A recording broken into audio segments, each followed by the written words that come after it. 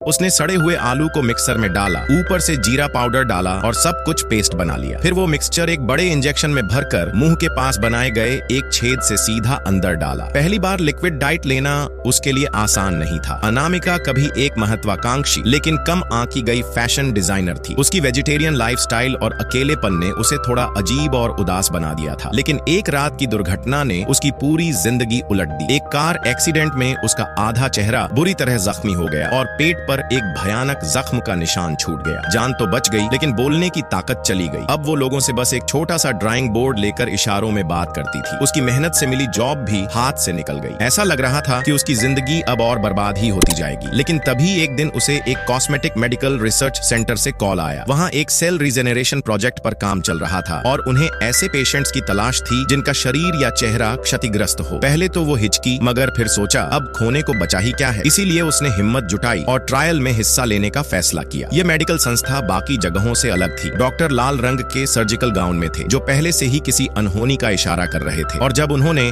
Colourful regenerative stem cells को culture dish से निकाला तो वो नजारा किसी साइंस फिक्शन फिल्म जैसा लगा। कुछ समय बाद अनामिका की आंखें खुली। सबसे पहले उसने अपने चेहरे की पट्टियां उतारी। आधे चेहरे को देखकर वो थोड़ी नर्वस थी, लेकिन जब आईने में खुद को देखा, पहले से भी ज्यादा खूबसूरत चेहरा देखकर उसकी आंखें भर आईं। पर खुशी ज्यादा देर टिक नहीं पाई। अचानक पेट में अजीब सी गड़गड़ाहट हुई और फिर जैसे किसी और के कंट्रोल में आ गई हो, वो मेडिकल सेंटर के स्विमिंग पूल में जा पहुंची जहां एक फिटनेस ट्रेनर था। भूख और खिंचाव के बीच उसने खुद को उस आदमी के गले लगा दिया और जब पानी में लाल रंग फैलने लगा तो अनामिका होश में आई। वो डर गई, खुद पर यकीन नहीं हो रहा था। जल्दी से वहां से भाग निकली। अगले दिन उसने ये अजीब सपना डॉक्टर को बताया, मगर जवाब मिला सिर्फ एक बुरा सपना था। वो भी चुप हो गई। डिस्चार्ज के वक्त डॉक्टर ने उसे 2 दवाएं दी, एक सिर दर्द के लिए और एक लाल रंग की वाइन जैसी बोतल में एक न्यूट्रिशन लिक्विड। खुद की नई शुरुआत को सेलिब्रेट करने के लिए वो अपनी बेस्ट फ्रेंड के साथ पहली बार किसी बार में गई। उसकी खूबसूरती ने उसे पार्टी की सेंटर ऑफ अट्रैक्शन बना दिया। रात के आखिर में एक आदमी उसके साथ गया, मगर अगली सुबह अनामिका को लगा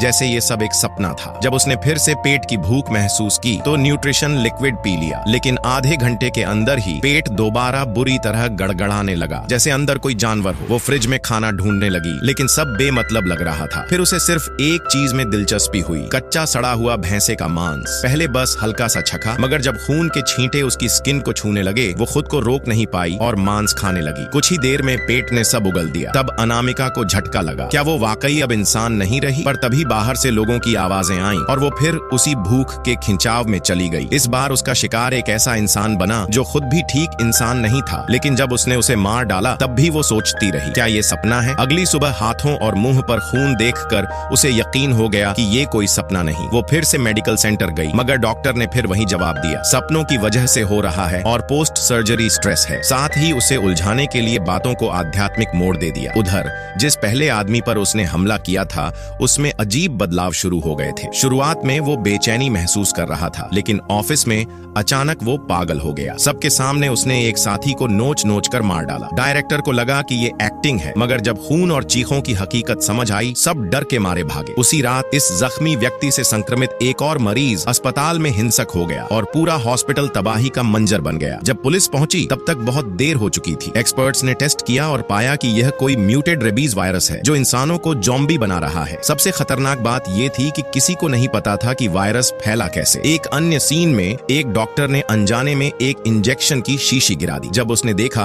कि उसमें किसी अनजान जीव का खून है, वो डर के मारे वॉशरूम में भागा और वहां देखा कि उसकी जुबान के नीचे एक डरावना टेंटेकल निकल रहा है। अनामिका इस सच्चाई को स्वीकार नहीं कर पा रही थी कि वो अब एक मॉन्स्टर बन चुकी है। जब वो लोगों से बचने की कोशिश कर रही थी, एक भला इंसान उसे बचाने आया, लेकिन वो भी उसकी अंधेरी दुनिया का हिस्सा बन गया। अगले दिन अनामिका फिर नॉर्मल लगी, जैसे कुछ हुआ ही ना हो। पर अब ये ही उसका डर था। लेकिन इस बार उस डर ने उसे एक नया डिजाइन आइडिया दिया। जब उसने अपनी स्केचिंग बॉस को दिखाई तो वो इतना इम्प्रेस हुआ कि उसकी ड्रेस को आज रात की फैशन शो की फिनाले ड्रेस बना दिया। ड्रेस उसकी बेस्ट फ्रेंड पहनने वाली थी, मगर शो की रात बेस्ट फ्रेंड नहीं आई। जब अनामिका उसे ढूंढने बाहर निकली तो वही अजीब दर्द फिर शुरू हुआ और वो बेहोश हो गई। पास से गुजरते 2 लोगों ने उसे देखा, लेकिन मदद की बजाय मोबाइल से वीडियो बनाने लगे। फिर जब उसके अंदर से एक टेंटिकल निकला और एक को मार डाला, तभी नायक वहां पहुंचा। उसने एक इंजेक्शन लगाकर टेंटिकल को काबू में किया और अनामिका को वहां से ले गया। पर जाते वक्त जिसे मारा गया था वो भी अब संक्रमित हो चुका था और उसका भी तभी म्यूटेशन शुरू हो गया था। अनामिका को जब होश आया तो वो फिर से उसी ड्रेसिंग रूम में थी और उसकी दोस्त मेकअप करके तैयार खड़ी थी। पता चला शहर में फैलते वायरस की वजह से ट्रैफिक में फंसने